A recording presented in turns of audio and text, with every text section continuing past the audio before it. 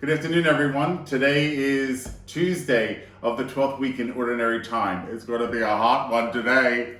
What? It is hot already. So I could imagine at the height of the day what it's going to be like at 3 o'clock. So anyway, be careful. Be careful. If you're going to walk, if you're going to do gardening, try to be very much hydrated and take it easy. Wear a hat. Don't overdo it. Little by little. Remember? Poquito, poquito. Little by little, okay? Because it is going to be a very warm one. I heard on KYW this morning it was like 92 or 93 is going to be. Yikes. And the humidity makes it worse. So I'm going to continue our discussion with the Ten Commandments, right? So we know where we find the Ten Commandments, right? In the Old Testament, the first 5 books of the Bible called the Pentateuch or the Torah. And you'll find the Ten Commandments in 2 of the 5 books, Exodus and Deuteronomy, right? And God gave Moses the Ten Commandments on Mount Sinai. So we know that, right? We have an understanding of that. And how these commandments really help us to fashion our lives. They're the guideposts of our life. And not to take them for face value, but to dive into the mystery of each one. I always like to use that phrase. You probably hear me always say, dive into the mystery. Because you need to look into the particular circumstance, phrase, pericope, the section of the Bible where we're studying. And to dive into that mystery, Mass, the sacraments, the priesthood. Well, anyway, it's good to look into these commandments and to see what God truly means when He gives them to us and how He wants us to fashion our lives in freedom. See, when we obey the commandments, we're free. When we don't obey the commandments, we're chained. All right, write that down. That's a good line. When we obey the commandments, we enter into freedom. When we don't obey the commandments, we're chained. Sin has us. And so we have to be very careful, because sin is deadly. But thanks be to God, through His Son Jesus Christ, who has redeemed us on the cross and shed His precious blood for us, that the gates of heaven are open. And you and I have the opportunity by God's grace in Jesus Christ to enter into the kingdom of heaven. So the Ten Commandments, they're beautiful. They're beautiful gifts that God gives us. When you look at the commandments of God and the law of Moses, there's 613, right? Remember we talked about 613, and there's an easy way to remember that. This is from an Italian American. St. Anthony of Padua, feast day is 613. So you remember the law. And my good friend, my good Jewish friend David Goldberg, he makes sure I'm on the right path. David, of course, comes to Sunday Mass with his lovely bride, and we enjoy David, and David enjoys worshiping with us as well. So it's beautiful that many people come to Mass. Those who are not baptized, those who are of other ecclesial communities. See? I didn't say other churches. I said other ecclesial communities, like Lutherans or Methodists. You're all welcome to Mass. Come on, absolutely. This Mass is not just for Catholics. Mass is for the world. Christ redeemed all people. So when we enter into full communion, we could then benefit from the sacraments, right? When you're ready. And then when you are ready to enter into full communion, how beautiful it is that you'll be one with us at the table of the Lord by partaking in the body and blood of Christ. So if you're interested in coming into full communion, our permanent deacon, Don Nichols, he's a deacon of the church, and he is in charge of, or has pastoral care for, the rite of Christian initiation of adults at St. Mary Parish. So Don and his lovely wife, Linda, coordinate the RCIA process. And they welcome people who are interested in learning more about the Catholic faith. So I just want to tell you a little bit about that before we go into the next commandment, is that it's not a done deal. Like, in other words, if you come to Annex Room 1, I believe it is, on Tuesday night, and you sit down for the sessions, we don't call them classes, we call them sessions. Because we don't want to treat this like an academic course 101. No, we don't call it classes. Sessions. And that doesn't mean that you have to be a Catholic. See, people come and they say, you know, I want to learn a little bit about this before I even make the leap. And people say, oh no, if you go, you have to become a Catholic. No, you don't. You can say, hi, Deacon Don, my name is John Smith. I have been baptized as a Methodist, but I am searching now in making a leap into the Catholic faith.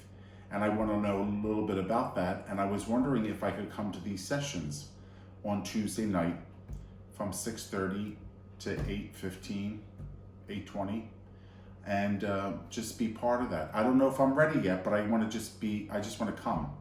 Absolutely. Absolutely. You don't have to, like, it's the same thing with the seminarian, right? They knock on the seminary door. I want to, I'm thinking about, I think God is calling me. You have to do all that stuff. But that doesn't mean you're going to be ordained just because you go into the seminary. It's a process, not a program. A program has the end result. Like, okay, you have to go through this program and no, a process is a process. All right? So I just want to shout out to Deacon Don and Linda Nichols. Thanks, guys, for doing that. And I want to give a shout out to all the catechists. Catechists are Catholic teachers of the faith that help in what? Prep, Catholic school, RCIA, adult faith formation. There's catechists everywhere. So I want to thank all the catechists who work with Deacon Don and Linda Nichols. So thank you very much for all you do to welcome people into the session and to welcome people also into the faith. All right? All right, let's talk about the commandments again. We're on number 6. And like number 5, this is also a heavy topic, right? So I'll try not to be so serious, but they're serious topics, and I want you to know that, right? So this is thou shalt not commit adultery. You know, sometimes we either have a big hang up with sex, or sometimes we're lackadaisical with sex. In other words, sometimes it seems like we're all sex crazed, or we're Puritans. We're like, no, you cannot. You know what I mean? First of all, God gave us a body. Hello. It's all God's plan. It's all God's plan. The flesh is the hinge to salvation, right?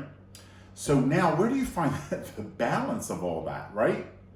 Where do you find the balance to respect our bodies and to respect ourselves and to respect other people? Because you need to do that in this world that is, in one way it's all maybe sex crazed, and another way it is something that needs to be really protected. Because even the way that we wear clothing helps us to understand how we cherish the inner gift. We cover our bodies because we have a precious gem within our very physical being, right? And we clothe ourselves, right? We clothe ourselves. It also tells people, clothing also has a language, doesn't it? Don't you think this has a language right here? I'm a priest. It tells the world I'm a priest. It also tells people what I stand for, what I believe in. It tells people a message. They say sometimes when a priest wears his collar and a nun wears her habit, there's instantaneous evangelization without saying a word. Evangelizing without talking, right? When you wear a crucifix, evangelization without speaking. It says what you believe in, okay? So I think the gift of sexuality is God's gift to us. Some, like myself, have offered that for the sake of the kingdom of heaven. I mean, I have offered that as a sacrifice to the Lord. Now, not everyone's called to celibacy. I perfectly understand that. And not everyone's called to marriage, right? I always joke around and said, like, if I got married, I would be divorced very quickly. Because I'm not cut out for that. I'm not cut out for that vocation. Because some people are cut out for the vocation of marriage. Some people are cut out for the vocation to be a priest, a religious, a deacon, a hermit, a monk, a nun. So we're cut out for that by God's plan. But we have to make sure that the flesh is the hinge to salvation. So whatever vocation we do, we use our body to communicate that message and to achieve salvation. So yes, we use the body to achieve salvation, right? The body has to go to the font. So the flesh has to go to places to receive and accept that salvation, right? And isn't it beautiful? After you're washed in the font of baptism, you're clothed with the white garment. It says something. It protects the flesh that was touched by God. We do that when we receive First Holy Communion. We wear that garment. Confirmation, that garment.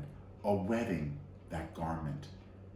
We wrap ourselves in this precious garment that signifies something within our body and soul. Always both and, not either or. You got that, guys, right? You understand that. So this commandment is a precious gift. Thou shalt not commit adultery. But it's more than just thou shalt not commit adultery. When you're married, you give yourself entirely to your spouse. So even for the celibates, the sisters and the priests, we give ourselves entirely to Christ. So we're wedded to him in a very unique way, whether male or female. I mean, we're wedded to Christ. Even the entire baptized community is wedded to Christ in a unique way. And that spousalship is something that should be revered in a beautiful and unique way.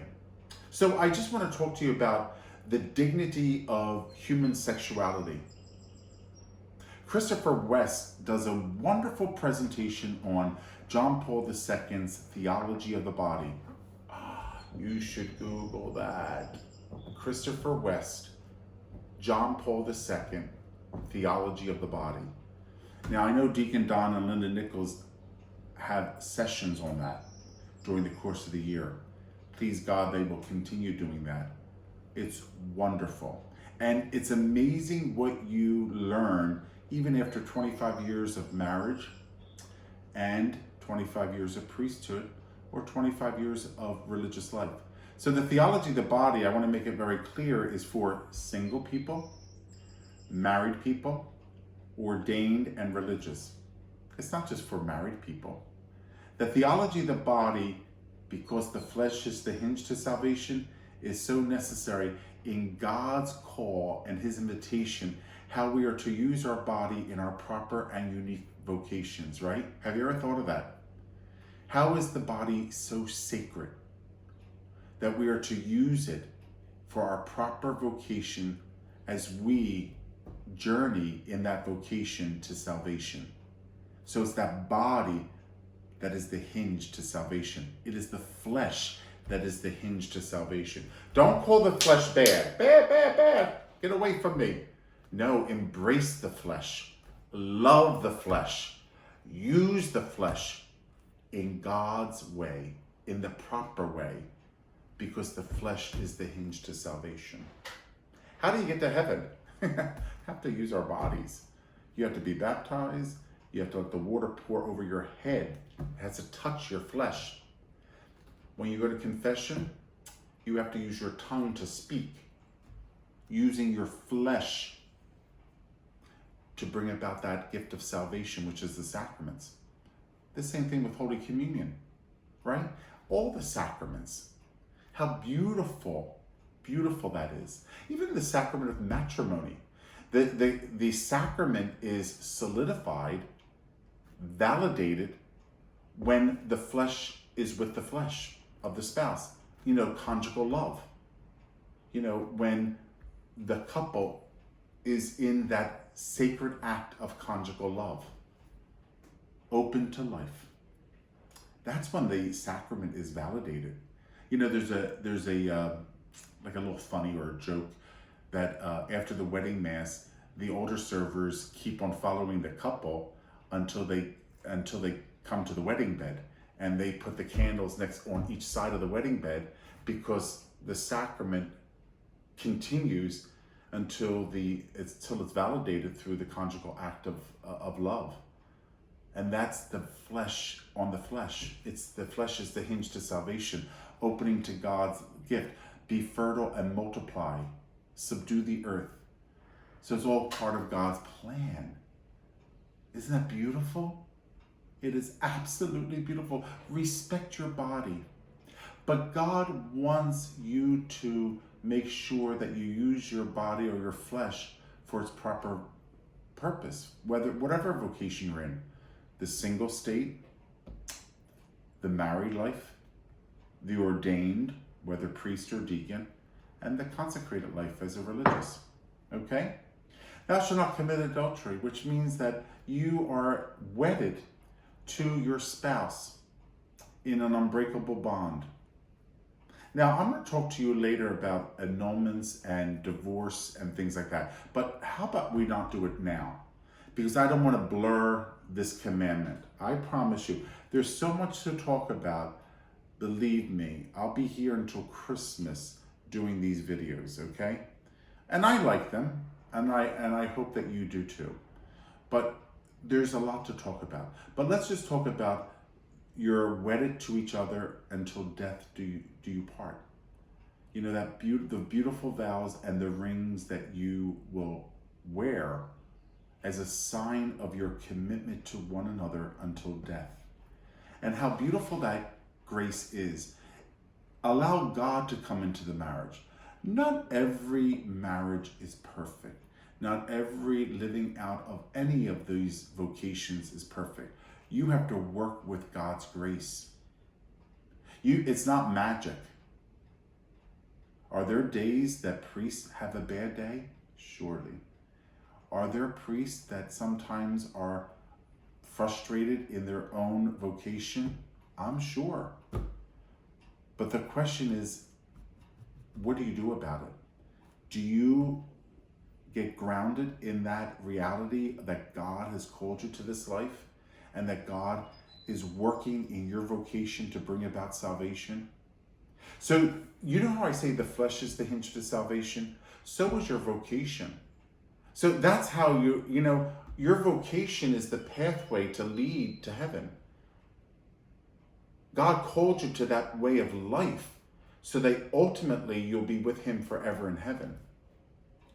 So your spousal relationship with your wife or your husband is something that God has called you to help you to get to heaven. And you have to help one another get to heaven. Husbands have to help wives, and wives have to help husbands, but not to the point where you're aggravating each other and torturing each other. You have to learn each other's personalities too. He's not you. Don't make him you. And she's not you. Don't make her you. She's her, and you are you. Right? Respect that. Respect that. You can't change, and it will be wrong. And may I say it will be even on the verge of sinfulness if you try to change someone in something that they're not, that God has planned them to be. They are who they are by God's grace. Now, the only thing that you should do is help them to keep away from sin. You have to get them to heaven. Help them along. Honey, are you going to Mass with us today? I don't know. Well, why don't you come with us? I think it would be good. You need to encourage. The family needs to stay together in prayer, in worship, as a Catholic family. Come on, join us for Mass. Let's go to Mass, and maybe afterwards we could go out for breakfast as a family. But that's what we need to do with couples. We need to always make sure that they're living the sacrament. And any way that I could help you live the sacrament, please tell me. But because I want you to live your sacrament. I know you guys help me live my sacrament. You know, I'm a priest. You're so kind to me. You're loving and respectful to me. Your kind emails, little cards on Father's Day. That's so sweet. That's so kind and thoughtful. Someone sent me this for Father's Day. So, I mean, and I'm only saying that to you because I think all of these are nice things to do to help us on our vocational path and our journey. Don't you think so? So to be faithful to your spouse. Now, that means to be faithful to them in time, in consideration, emotionally, spiritually, physically present, and sexually. I think some people just think it's sexually, you know, not to cheat. But that's not what it means. That's a portion of it. There's another whole section of that, being faithful to your spouse. Do you give your spouse time? Do you give them your physical presence? Yeah, that you're really there with them. You know what I mean? Amen, amen, I say to you. That you're really there. Emotionally, do you support them? Emotionally. See, that's all part of whether you're cheating or not. Cheating them of the spousal relationship. As well as if you're cheating them with them in the conjugal act with another person. You see what I mean? So don't think it's just that one aspect. Thou shalt not commit adultery. I was with another person in the conjugal act. That's not my wife. That's not my husband. Okay, yes. Well, that's definitely breaking the Sixth Commandment. However, let's be honest. We can look at this and also say that are you living your vows for better, for worse, for richer, for poor, in sickness or in health? How often do we not live the vows when we're looking at them deeply? So cheating on our wife or cheating on our husband, yes, that happens. And that usually happens because the other areas are not being fulfilled. They don't feel supported, loved, nurtured, nourished. And they go somewhere else. Not right. Because you can't run away. You have to stay and work it out. Talk it out. Go see a counselor. See a priest. Work it out. And these people can help you to see what areas that we need to really listen, train our ears to listen to our spouse, be attentive to our spouse, be a nurturer, not a smotherer. Don't be a smotherer, be a nurturer. Everybody needs their time and space, even married couples, even priests living in a rectory, right? Father Keene doesn't smother me, and I don't smother Father Keene. We have our own schedule. We live in the same house. We eat our meals together. We pray together, but we definitely don't smother each other. And that's what makes good living, right? Good rectory living. In your home, good living in your home with your spouse and with your children. You have your own schedule as well, right? So we need to always work with those areas, work on those areas. So I want you to know about thou shalt not commit adultery. There is the action that happens that breaks that commandment, and there's a big mistrust between the spouses. because the conjugal act is so intimate, so emotional, so loving, so trusting, that when that conjugal act is broken and someone goes somewhere else, it's almost like a death. It's a death experience for the other party. That's why it's hard, and some people end it with divorce. Human nature is human nature, and God knows that I hear through confession and my own pastoral counseling that I give, that I understand the journey that people have and the struggle they go through. But God can make all things right if we work with His grace. If we work with His grace. But I want married couples, I want everybody to learn how to talk to one another and learn how to pray to one another. I think that's important. I don't know, do you pray together as a couple? Maybe some people don't. Do you talk to each other about issues that are important and issues that are just light? Do you show emotional support for one another? Do you know when your spouse is having a bad day, can you pick up the signs? Are you physically present? Maybe when they're in the kitchen cooking, do you give a little kiss on the cheek, a little rub on the back, and say thank you when they're preparing the meal? These little things, you know what I mean? Do you snuggle at night watching TV? Or maybe make some popcorn and bring it into the living room? All these things are part of the human dynamic, the emotional, human, loving, affectionate kind of way that a human person in the flesh needs for the journey. We need those things. And it's very important that spouses understand each other. It's when they don't understand each other that, like I said, they tend to veer off and they're not supportive, not emotionally, spiritually, physically, and sexually.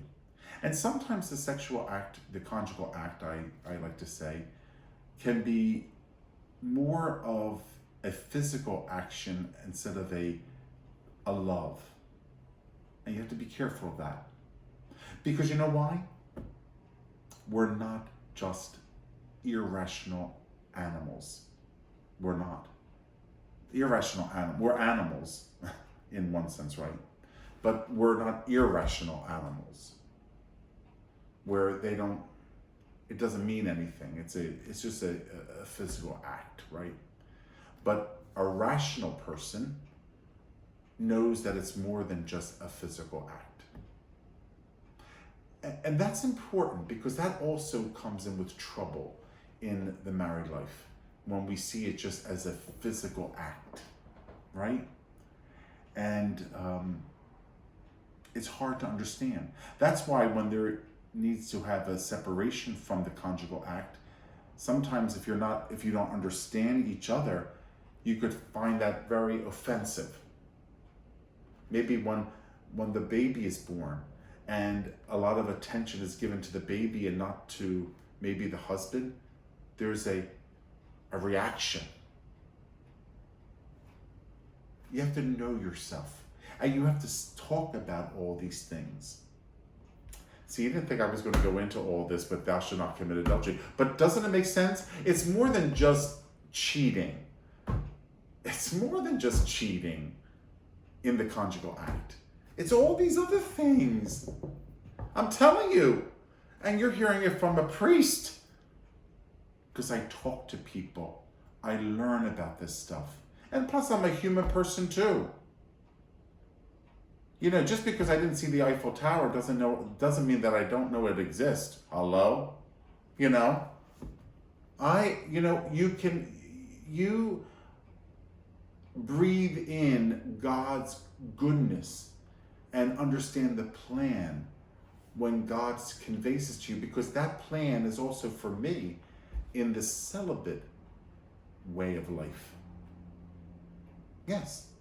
So, thou shalt not commit adultery. I have to be celibate. Well, who are you married to? Yes, to God, to the church. I can't cheat on you. You're the church. I can't cheat on God. I have to give you my time, my talent, my treasure, my emotion, my physical presence. I have to give that to you.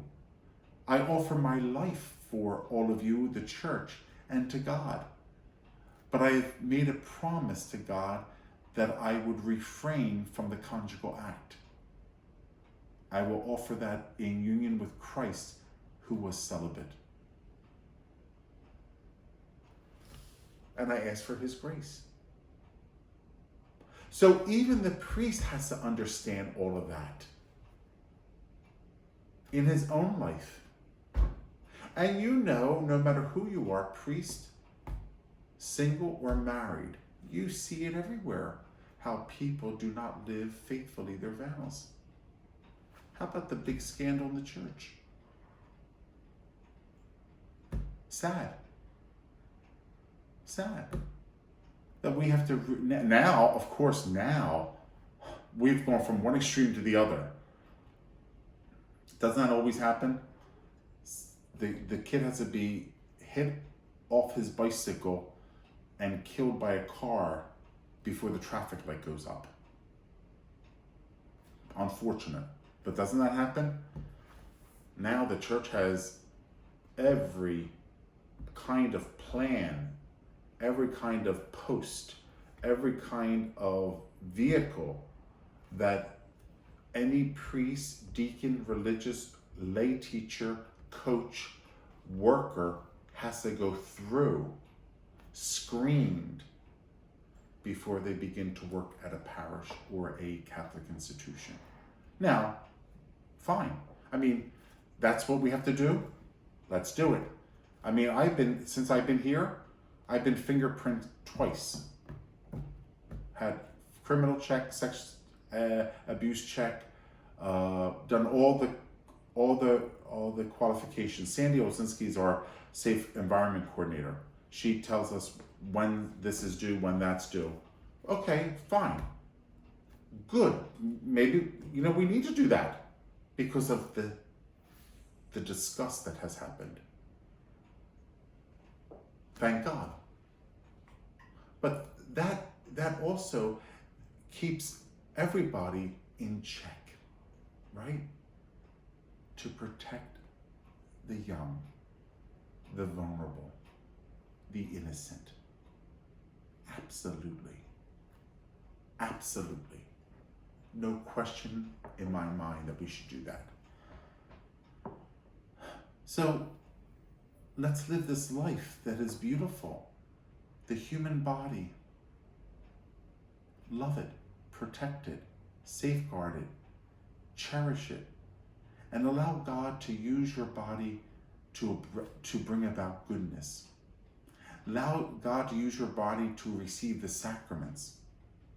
Allow your body to take you to places and meet people that will help others.